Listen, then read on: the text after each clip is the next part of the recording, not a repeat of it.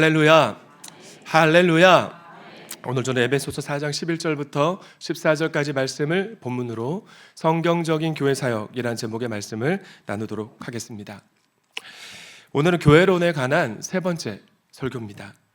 2026년을 시작하는 첫 번째 주일, 신년 감사 주일에 저는 교회가 무엇인가 하는 가정교회가 정의하는 교회의 본질, 이 정체성에 관한 설교를 했었습니다. 그때 제가 교회가 뭐라고 말씀을 드렸죠? 그렇습니다. 교회는 병원입니다. 병원. 교회는 의로운 사람, 거룩한 사람, 하나님의 말씀에 온전히 순종하는 사람과 같은 이 성인들의 모인 공동체가 아니라 위선적인 사람, 거짓말하는 사람, 혈기 충만한 사람, 덕스럽지 않은 언행을 하는 사람, 술, 담배, 노름, 음란, 게임 중독된 죄인들이 모여서 하나님의 풍성한 사랑 가운데 부어지는 말씀과 성령의 능력으로 사랑받고 사랑하고 용납받고 용납하면서 치료받아가는 병원인 줄 믿습니다. 지난 주일이죠. 지난 주일에는 교회의 존재 목적에 관한 말씀을 드렸는데요. 이 땅에 교회가 존재하는 목적이 무엇인가에 관한 질문은 곧 교회가 무슨 일을 해야 한다, 뭔가를 만들어야 하는 공동체다라는 질문을 함께 드렸습니다. 그거 같다는 말씀 드렸죠. 교회는 제자를 만드는 공동체라는 말씀을 드렸던 거예요. 저를 따라 하십시다. 교회는 제자를 만드는 공동체다. 아멘이십니까? 그러면 교회는 뭘 만드는 공동체라고요? 제자. 교회는 제자 만드는 공동체입니다.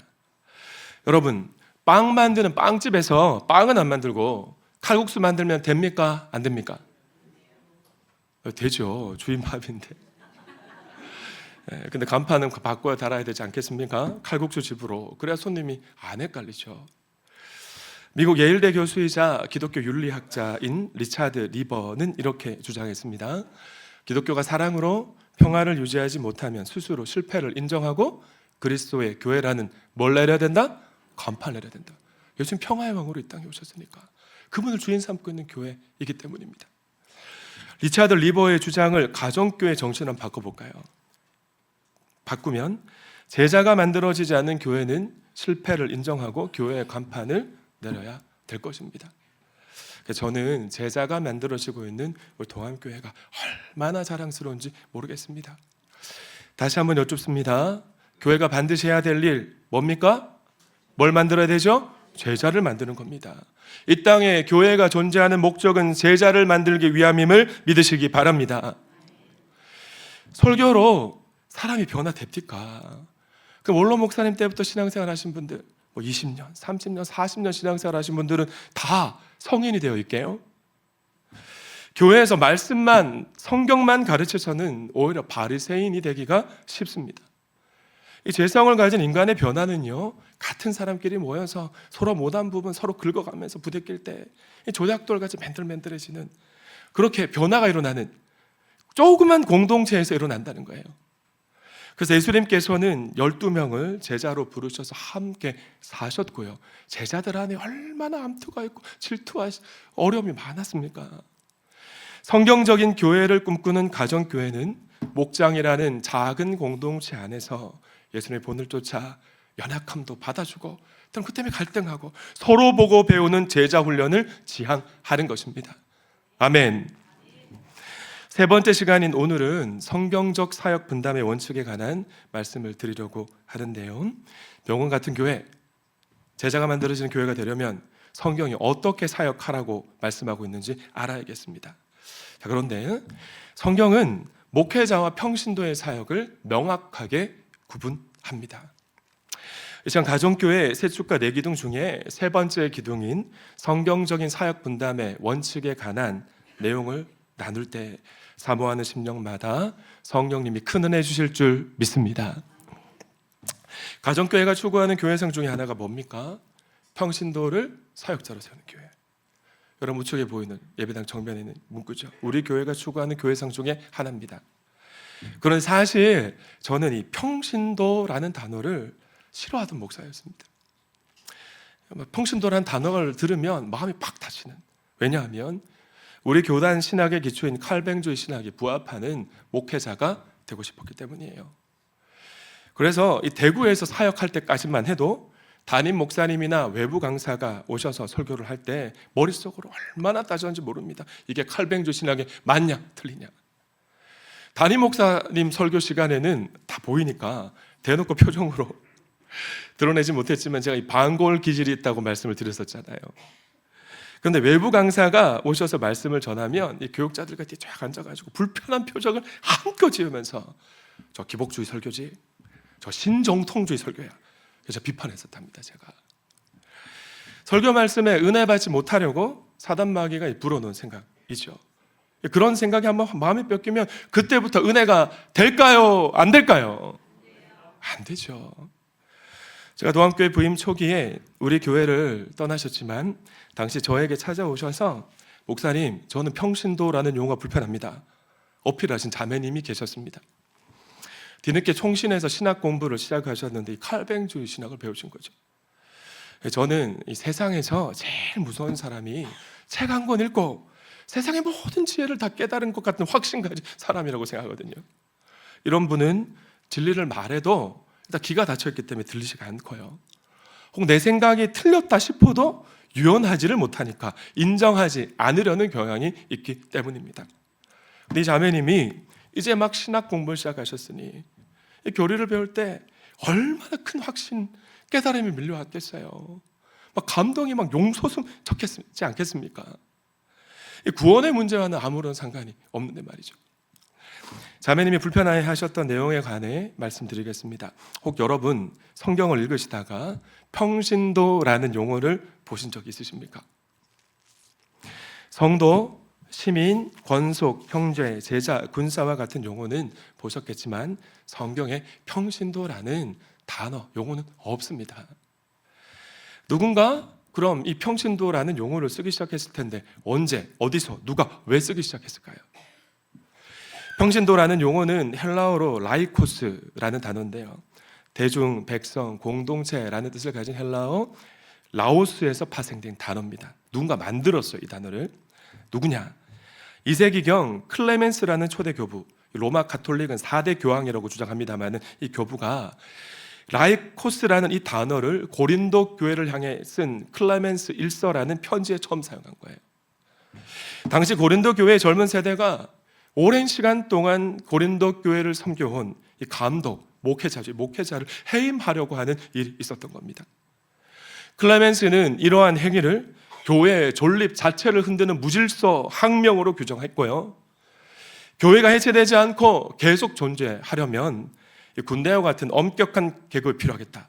그런 생각 아래 성직자라는 이름을 붙이고 성도를 구분하기 위해 사용한 것이 평신도라는 용어입니다.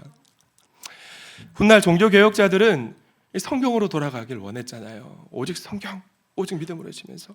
그러니까 당연히 성경에 평신도라는 용어가 없으니 배격했겠죠. 그럼에도 불구하고 1400여 년이라는 오랜 시간 동안 성도들 안에, 교회 구조 안에 각인된 개념을 바꿀 수가 없었습니다. 그래서 2세기 때 만들어진 이 평신도라는 용어와 개념이 지금까지 쭉 전통이라는 이름으로 이어지고 있는 거예요. 칼뱅주의 신학이 투철했던 목회자가 되고 싶었던 저에게는 이 평신도라는 용어가 불편할 수밖에요. 그랬던 제가 고 옥하는 목사님이 쓰신 다시 쓰는 평신도를 깨운다라는 제자훈련 지침서를 읽으면서 마음을 유연하게 먹기로 고쳐먹었습니다. 제자훈련을 정말 잘하고 싶었거든요. 그러려면 겸손한 마음으로 이 제자훈련 창시자가 주장하는 모든 것에 내가 맞춰야 잘할 수 있지 않겠나라는 마음이 들었던 것입니다. 사실 옥 목사님이 가톨릭 신학자 한스 킹으로부터 교회론에 관한 영향을 받았기 때문에 가톨릭 갖고 있는 이 평신도라는 개념도 함께 받은 것이 아닌가라고 지금은 생각하고 있습니다.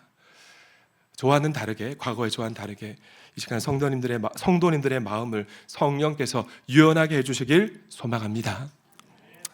자, 그러나 베드로전서 2장 9절 말씀에 따르면 모든 그리스도인은 어떤 사람인가요?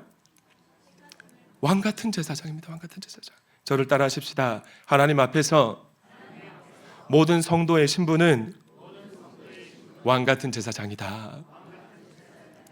성직자의 권위와 특권을 지나치게 강조하고 평신도와 성직자 사이에 계급적 차별을 두었던 로마 가톨릭의 교권주의에 맞섰던 종교개혁자들입니다. 그중에 장 칼뱅은 왕같은 제사장이라는 그리스도인의 신분을 만인제사장 교리로 발전시켜서 성경적 교회를 세우는 질서체계로 삼았던 거예요. 저와 여러분에게 제사장의 특권이 있음을 믿으시기 바랍니다. 자, 그럼 제사장의 특권이란 어떤 특권일까요? 제사장의 특권은 거룩하신 하나님 앞에 나아가 예배할 수 있는 권세입니다. 구약시대 이스라엘 백성들은 거룩하신 하나님 앞에 나아갈 수가 없었잖아요.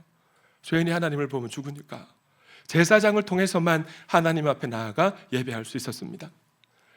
그러나 신약을 살아가는 성도들에게는 왕같은 제사장의 권세가 있습니다. 그래서 언제 어디서나 직접 하나님 앞에 나아가 예배할 수 있는 줄 믿습니다. 얼마나 놀라운 특권입니까? 생명의 삶 공부에 들어오시면 왕같은 제사장인 우리가 드리는 두 가지 예배, 공간의 예배와 삶의 예배에 대해 배우게 되는데, 이미 수료하신 분들은 생명의 삶 9주차에 배우신 내용을 한번 떠올려 보시기 바랍니다. 화면 함께 읽어주실까요? 시작!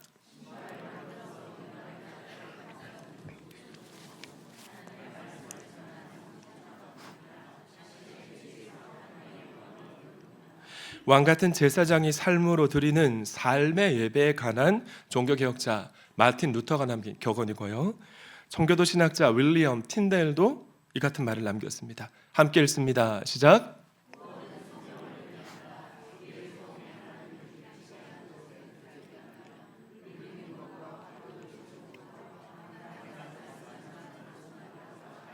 목사도 왕같은 제사장, 장로도 왕같은 제사장, 권사 집사도 왕같은 제사장, 목자, 목녀, 목부도 왕같은 제사장, 예수 그리스도 안에 있는 모든 형제 자매는 왕같은 제사장입니다.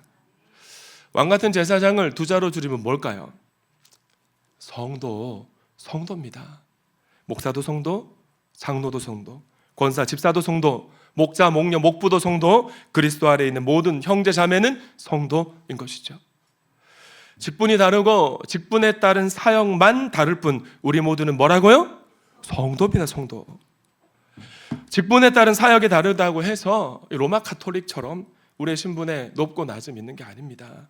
교황이 한번 가톨릭 국가에 방문하면 왕처럼 떠받들잖아요. 클레멘스라는 교부가 성직자와 평신도를 용어를 갖고 계급하였고 로마 가톨릭 교권했기 때문에 그런 겁니다. 자, 그런데 성경은 그렇지 않다는 말씀을 드리는 거예요. 그러면 성경은 직분에 따른 사역을 어떻게 구분할까요?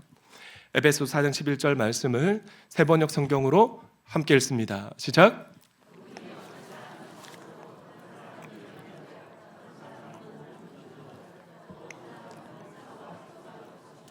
자, 여기서 그분이란 누굴까요?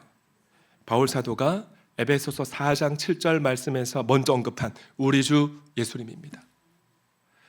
교회의 주인이신 예수님께서는 그의 몸된 교회 안에 직분자들을 세우시는데 첫 번째가 누구죠? 사도입니다. 사도. 지난 주일에 말씀을 드렸죠. 사도란 보냄을 받은 사람들이란 뜻입니다. 부활하신 예수님이 마지막으로 남기신 명령을 쫓아 제자를 만들기 위해 온 유대와 사마리아와 땅끝까지 갔던 베드로와 요한이 사도였고요, 바울이 사도였습니다. 진목사처럼 한 교회에서 머물러서 목회하는 직분이 아니라 예수 그리스도를 아직 모르는 곳, 복음이 없는 곳으로 가서 영혼을 구원하여 제자를 세우고 말씀을 가르쳐 지키는 제자를 만들어서 교회를 위임합니다. 그리고 다시 복음이 없는 곳에 가서 제자를 세우는 순회 전도자인 것이죠. 구속사적으로는 세 가족들에게는 용어가 좀 어려울 수 있지만 구속사적으로는 사도라는 직분이 종결되었지만 하나님께서는 오늘날에도 사도의 역할을 감당하는 직분을 주셨으니 여러분 목장이 후원하는 선교사님들이 바로 사도와 같은 역할을 하는 분들인 거예요. 자, 다음은 어떤 사람이죠? 예언자라는 직분입니다. 개역개정 성경은 예언자를 한자로 미리 아는 사람이란 뜻을 가진 선지자 또는 미리 보는 사람이란 뜻을 가진 선견자로 번역하고 있습니다. 자, 그런데 예언자로 번역하든 선견자, 선지자로 번역하든 이렇게 번역하니까 우리가 오해하는 거예요. 이 예언자를 점쟁이 비슷한 직분으로. 구약의 하나님은 또 생명의 삶에서 배우신 내용입니다. 예언자를 통해 이스라엘 백성들에게 당신의 뜻을 전달하셨는데 하나님이 전달케 하신 말씀의 70%가 현실에 대한 이스라엘 백성 책망한 내용이었습니다. 나머지 30%만 미래에 대한 소망에 관한 예언이었죠. 그럼 기억나시죠? 저를 따라 하십시다. 구약시대의 예언자는 점쟁이가 아니라 하나님의 뜻을 대변하는 하나님의 대변인이었다. 참고로 말씀을 드립니다. 평신도 시절에 직장 생활할 때 저도 그랬습니다. 우리 미래가 너무너무 궁금하잖아요. 삶이 너무나 막막하고 쉽지 않으니까.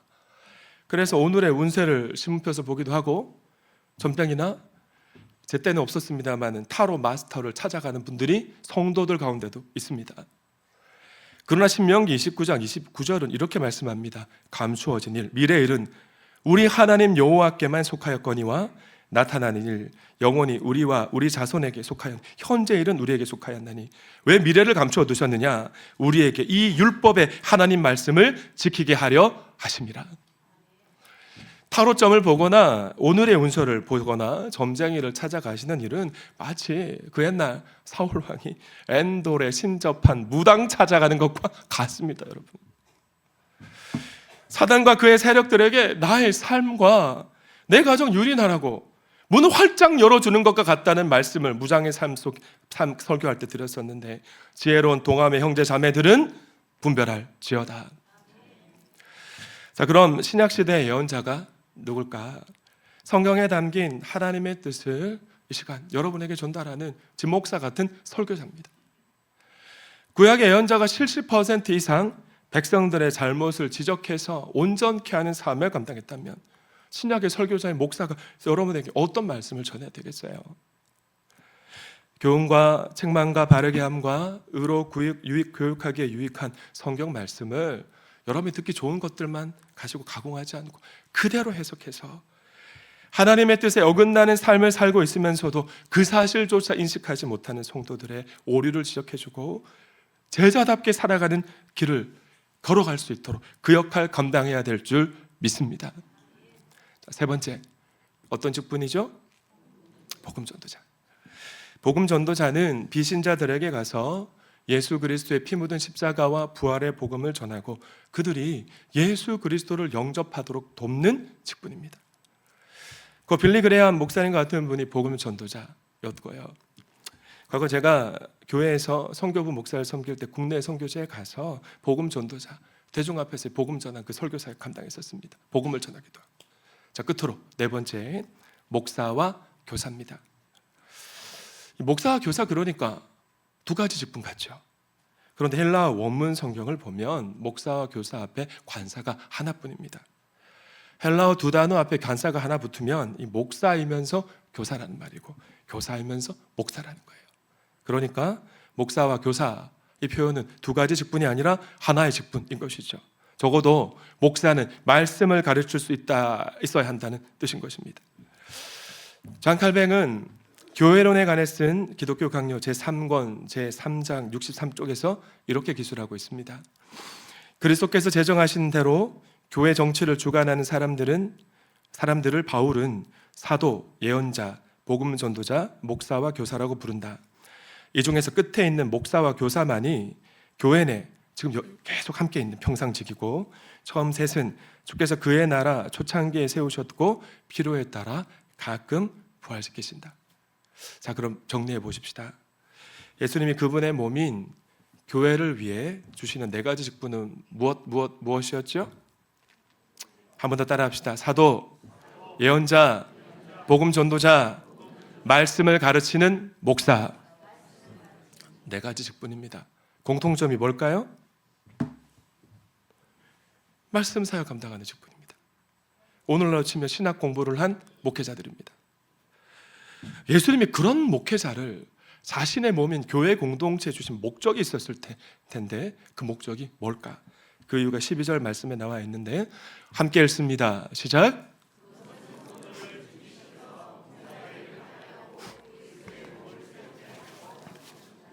예수님이 목회자를 교회에 주신 첫 번째 이유는 성도를 어떻게 하기 위해? 온전케 하기 위해, 부족함이 없도록 하기, 준비시키기 위해서예요. 여기서 준비시키다라고 번역된 12절 말씀에서 번역된 헬라어 카타르티조는 바로잡다, 회복시키다, 준비시키다, 온전하게 하다라는 뜻을 갖고 있습니다. 그럼 목사님, 온전하게 하는 게 무슨 뜻입니까? 라고 질문하시는 분들이 계신데, 온전한 것은 완전한 것은 아닙니다. 예수 그리스도를 100% 닮은 완전한 영화를 위해 나아가는 삶, 그 과정이 온전함인 거예요. 예, 제자훈련 목회자를 양성하는 이 칼 세미나라고 있습니다. 이 칼 세미나에 가면 오정현 목사님이 온전론이라는 강의 시간에 제자훈련의 목적을 이렇게 정의하십니다. 예수 그리스도 안에서 한 사람을 인격의 온전함과 통합된 인격으로 세우는 것이다. 예수님을 닮아가게 만든다는 거예요. 오 목사님에 따르면 평신도는 목회자의 사역을 통해 예수 그리스도를 닮은 온전한 생각을 하게 되고요, 원수를 용납하는 온전한 감정을 품으며 공동체와 이웃 속에서 화평을 이루면서 온전한 관계를 회복하게 됩니다. 더불어 덕스러운 언어와 재물을 사용하는 온전한 행실을 하게 되고, 삶의 전 영역에서 하나님께 드려지고 쓰임받는 온전한 예배, 즉 삶의 예배를 드리게 된다고 주장을 하세요. 종합하면 예수님이 교회에 목회자를 주신 이유는 제자를 만들어서 온전케 하기 위함인 줄 믿습니다. 두 번째, 예수님이 목회자를 교회에 주신 두 번째 이유는 뭡니까? 네, 오 목사님은 제자 훈련을 통해 성도가 온전케 되면 영혼을 돌아보고 교회를 섬기는 제자가 된다고 주장하는데요, 사랑의 교회에서는 이게 순장이고 가정교회에서는 목자, 목녀, 목부가 되는 겁니다. 성도님들, 목회자가 하나님의 말씀을 가르쳐서 성도가 온전케 되면 그리스도의 몸인 교회 안에서 자신의 은사를 가시고 봉사의 일을 하게 됩니다. 지금 이 자리에 계신 분들 가운데도 진 목사가 인도하는 생명의 삶 공부를 마친 후부터 연합교회 봉사를 시작하셨고 11조 시작하신 분들이 계시잖아요. 하나님의 은혜입니다. 예수님 목회자를 교회에 주신 세 번째 이유 뭡니까? 뭐를 통해? 봉사를 통해. 칼뱅은 그가 교회론에 관해 쓴 기독교 강려 제3권 제3장에서 평신도와 목회자 역할을 구분하면서 사도행전 6장 3절과 4절 말씀을 인용합니다. 함께 읽습니다. 시작.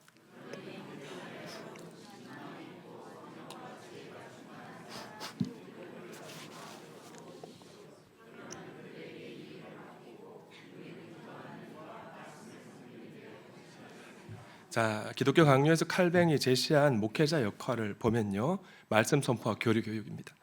세례와 성찬을 성경적으로 집행하고 영적으로 분별하여 가르치는 일, 즉 리더십 발휘죠. 가정교회가 말하는 세 번째 기둥의 내용과 차이가 없는 거예요. 반면 그는 예루살렘 교회 이 평신도 7집사 예를 들면서 평신도의 역할을 제시하는데요, 성도를 돌아보는 일, 복음을 전하는 일, 교회 재산을 관리하는 일, 구제 물자를 전달하는 일, 연합교회 이곳저곳을 섬기는 봉사의 일을 평신도의 역할로 명확하게 규정하고 있습니다. 자, 그럼 여러분, 칼뱅이 신방을 했을까요? 안 했을까요? 우리 교단 신학이 추구하는 칼뱅주 신학을 연 칼뱅. 오늘날 전통교회 교구 목사처럼 모든 교구 성도들을 돌아보고 가정교회 목자, 목녀, 목부처럼 모든 목원을 돌아보는 신방은 하지 않았습니다. 왜 그럴까요? 성도를 돌아보는 신방은 평신도의 역할이니까. 단 임종을 앞둔 성도나 병들어서 위로가 필요한 성도나 신앙적으로 흔들리는 성도에게 찾아가서 말씀을 권면하고 기도하는 신방은 했습니다. 자, 그럼 칼뱅이 전도를 했을까요? 안 했을까요? 빌리 그레엄 목사님처럼 제네바 시민 전체를 대상으로 하나님 말씀을 선포하는 복음 전도자 방식으로는 했습니다. 그러나 우리 교회 행복 전도대와 같은 방식으로는 전도하지 않았고요, 칼뱅이 목회했던 제네바 교회 성도들도 그 시대 상황이 그랬기 때문에 현장 전도하지 않았습니다. 가족이나 이웃, 일터에서 만난 비신자, 우리처럼 보야피로 품고 관계 전도를 한 거죠. 왜 그랬을까요? 이 같은 목회자와 평신도의 사역 분담이 성경이 말하는 사역 분담이고, 칼뱅과 같은 종교 개혁자들은 로마 카톨릭이 만들어 놓은 교권주의에 맞춰서 성경적인 교회를 회복하려고 죽음도 불사했던 사람들이기 때문에 그런 거예요. 그럼 여러분에게 질문 드립니다. 신방은 평신도의 사역입니까? 목회자의 사역입니까? 목회자가 하면 안 된다는 것은 아니지만 평신도의 사역입니다. 상담은 평신도의 사역입니까? 목회자의 사역입니까? 목회자가 하면 안 된다는 건 아니지만 평신도의 사역이에요, 여러분. 전도와 선교는 평신도의 사역입니까? 목회자의 사역입니까? 순회 전도자들, 선교사님들과 같은 분이 계시기 때문에 목사가 하면 안 된다는 것은 아니지만 평신도의 사역인 줄 믿습니다. 한 번 더 따라 하십시다. 성경이 그렇다고 하면 그런 줄로 믿고, 성경이 아니라고 하면 아니라고 인정하자. 아멘이십니까? 그럼에도 불구하고 이 시간 이런 마음이 드시는 분이 있을 것 같아요. 그럼 목사님, 목회자는 뭐 합니까? 거듭 말씀드립니다. 목회자 역할은 네 가지입니다. 첫째, 말씀을 전하는 일. 둘째, 기도하는 일. 셋째, 성도들을 준비시켜서 봉사하게 하는 일, 교회를 세워가고. 네 번째, 리더십을 발휘하는 일. 가정교회가 시작된 지가 30년입니다. 우리 보수교단의 신학자들이 얼마나 신학을 가지고 점검했겠어요. 뭐 합신, 고신, 우리 합동교단도 말할 것 없고. 그렇게 가정교회 세축과 내기둥이 여기까지 온 것입니다. 그럼에도 불구하고 오늘날 교회는 어떻습니까? 전통교회 안에 희생하지 않은 팬들이 계속 늘어가면서 목회자가 평신도 역할까지 감당하고 있습니다. 말씀과 기도에 전무하고 평신도를 제자 만들어서 온전케 해야 하며 영적으로 분별해서 리더십 발휘해야 되는 목회자가 평신도 일을 하고 있는 거예요. 그리스도의 몸인 교회를 세우기 위해 평신도가 봉사하는 신방, 전도, 구제, 연합교회 이런저런 일까지 다 감당하고 있는 겁니다. 그러니까 이 땅에 많은 목회자들이 정작 목회자가 해야 할 일을 제대로 못하는 거예요. 제주에 많은 목사님들이 하소연하십니다. 하루 종일 신방하고 예배당 청소하고 예배당 보수하는 일 하느라고 막 전문가가 다 됐대요. 책을 읽는 것은 어림도 없고 말씀 보고 기도할 시간이 없다는 거죠. 마산 충만교회 전혜권 목사님을 우리 교회 한 목장이 목장에서 협력한 선교사님 외에 추가로 후원하고 있습니다.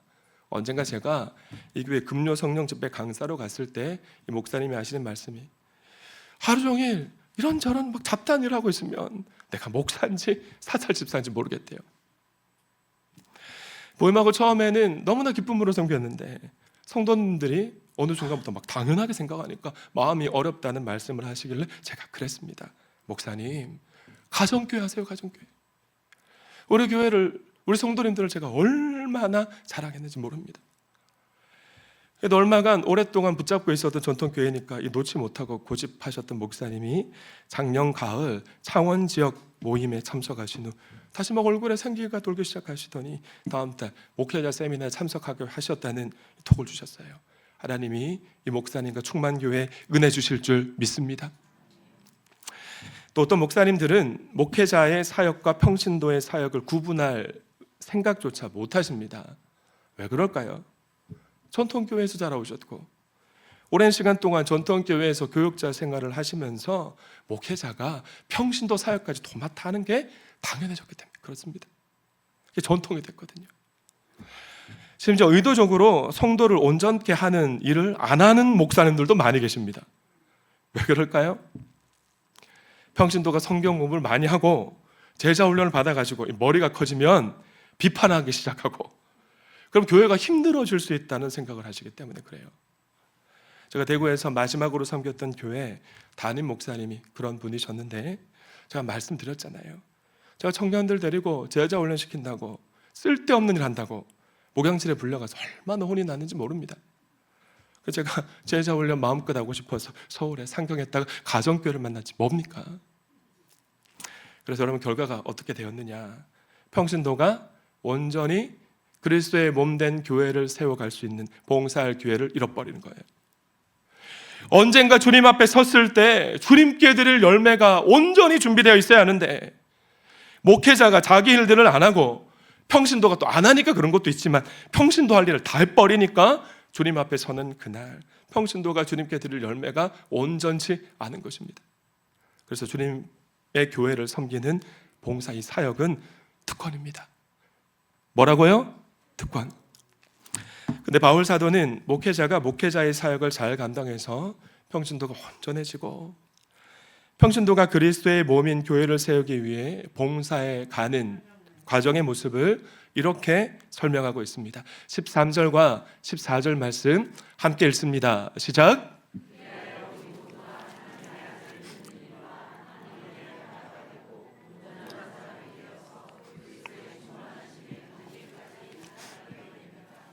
우리는 더 이상 어린아이로 있어서는 안 됩니다.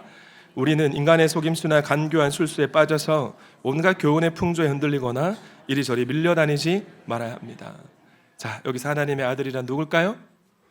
예수님이죠, 예수님. 하나님의 아들을 믿는 일이란 예수 영접하고 예수님과의 관계가 시작된 것을 의미하고요. 하나님의 아들을 아는 일이란 부부가 아는 것처럼 예수님과의 관계가 깊어져서 예수님을 온전히 알아가는 것을 의미합니다. 이번 특별 신년 세겹줄 기도의 시간 내내 귀에 딱지가 앉을 정도로 너무 가슴이 아플 정도로 도전받았던 예수 믿고 믿는 것으로 그치는 것이 아니라 예수님 따라가는 삶이 예수님을 믿는 일과 예수님을 아는 일 하나가 되는 것이고요. 단순히 예수 그리스도를 믿고 구원받는 믿음으로 그치지 않고 예수님이 걸어가신 그 길을 나도 따라가는 성화의 삶이며 참된 제자의 삶임을 믿으시기 바랍니다.